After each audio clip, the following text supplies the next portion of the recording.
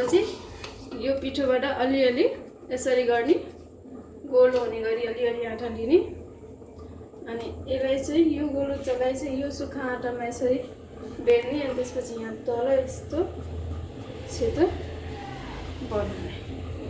अब यसलाई उल्ट गर्ने, बेल्नाले छु, बेल्नाले अलिअलि रोल गरिदिनु।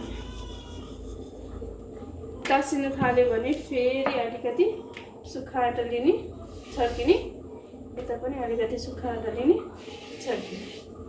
त्यसपछि रोटी टाँसिँदैन, राम्रोसित मजाले गोलो हुने गरी बेल्ने। पुरै तर्फबाट मिलाउन खोज्ने जति सक्दो हुन्छ। बाङ्गो टाङ्गो भयो भने केही भएन, बिस्तारै बिस्तारै सिकिन्छ हैन।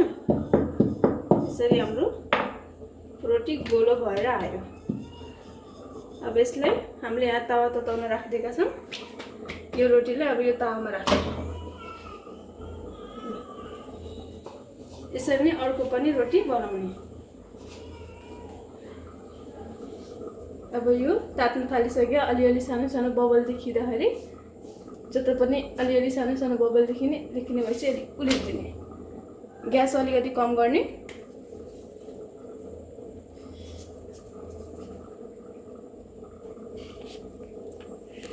हेरिराख्ने त जलेको त छैन नि भनेर सबैतिर पाटा पाक्न दिने मजाले।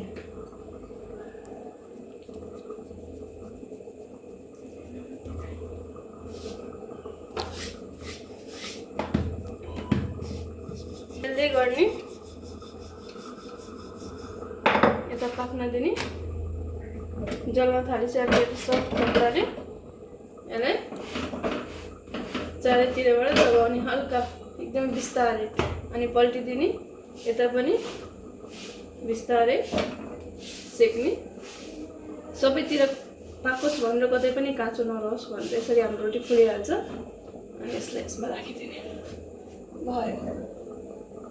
यता हामीले अर्को रोटी बेलिरहेछौँ, त्यसलाई पनि बेल्ने मजाले।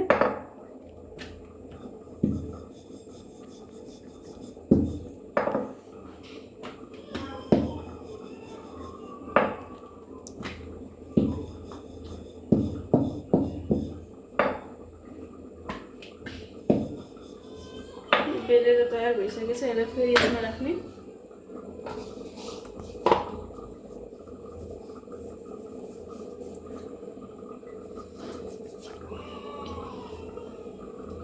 बबल आएपछि अलिकति यस्तो गरेर उल्टाइदिने।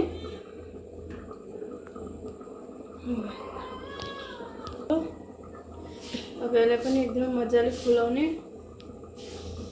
यसरी फुल्न थालेपछि सबैतिरबाट प्रेस गर्ने, ग्यास कम गर्ने अनि अब यसलाई निकालिदिने। हेर्नुहोस्, फेरि अर्को रोटी हाल्ने। बबल आउँदाखेरि पुरैतिरबाट बबल आयो भने त्यसलाई यस्तो हल्लाएर उल्टाइदिने।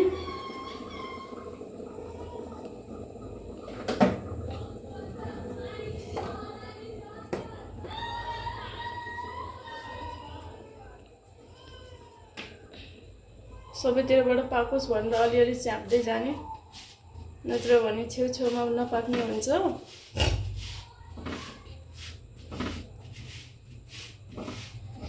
हेरिराख्ने मजाले बस्छ कि भएन। अहिले हाम्रो रोटी भएको छैन, अलिकति अझै पाक्न दिने।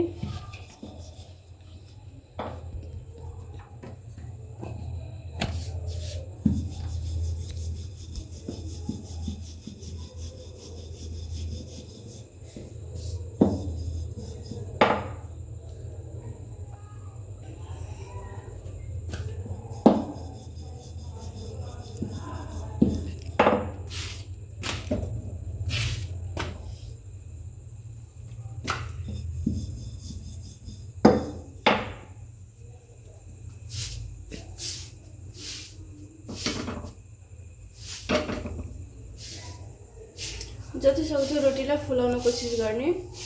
रोटी फुलेन भने चाम्रो जस्तो हुन्छ, तोड्न गाह्रो हुन्छ, मिठो हुँदैन त्यति खासै। फेरि हामीले अर्को रोटी बेलिसकेका छौँ।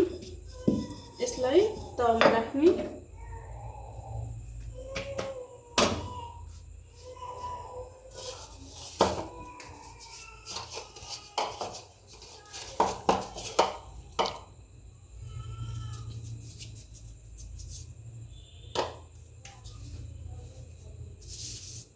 पल्टिने।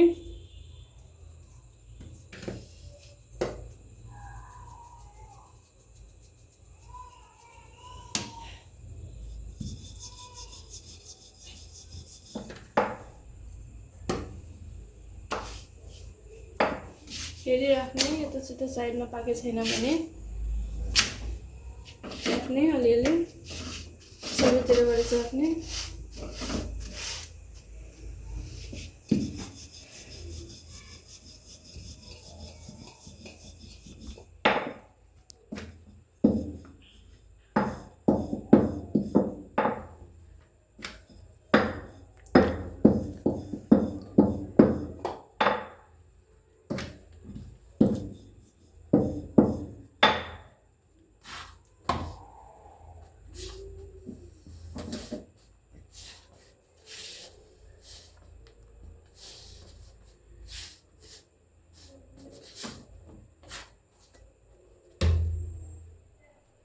अर्को रोटी हाल्ने।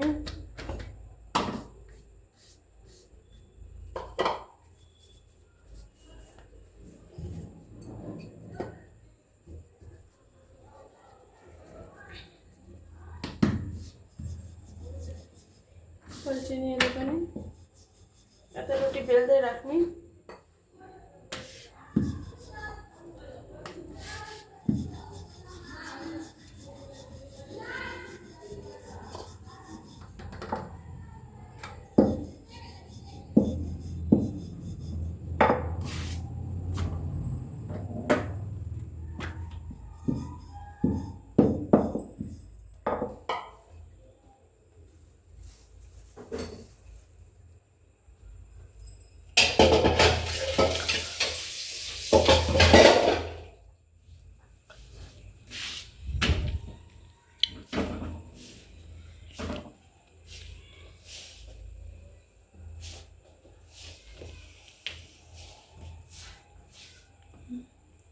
यसरी हाम्रो रोटी भइसक्यो, यो पनि एकदमै राम्रो। अब हामी अर्को रोटी हाल्छौँ, जुन हाम्रो लास्ट रोटी हो। यसपछि अब सक्यो। यसरी हामी रोटी राम्रोसित बनाउने। बिस्तारै बिस्तारै हात दिनु पर्दैन रोटी पकाउन।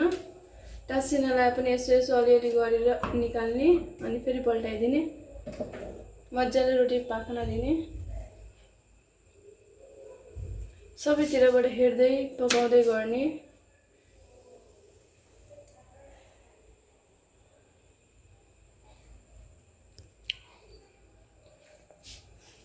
यस्तो उठेको जस्तो भयो भने अलिअलि सफ्ट कपडाले च्याप्ने। यसरी बिस्तारै बिस्तारै एकदमै आरामले।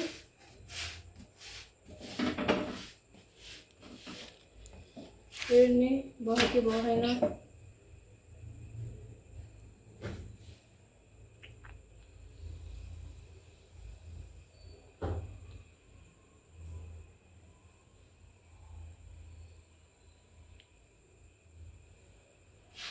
भयो यस्तो भयो भने पल्टिदिने।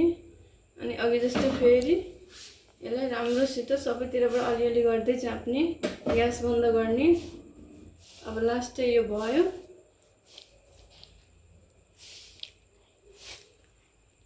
ल, हाम्रो रोटी फुलेर रेडी छ। एकदमै फुलेको रोटी भयो आज।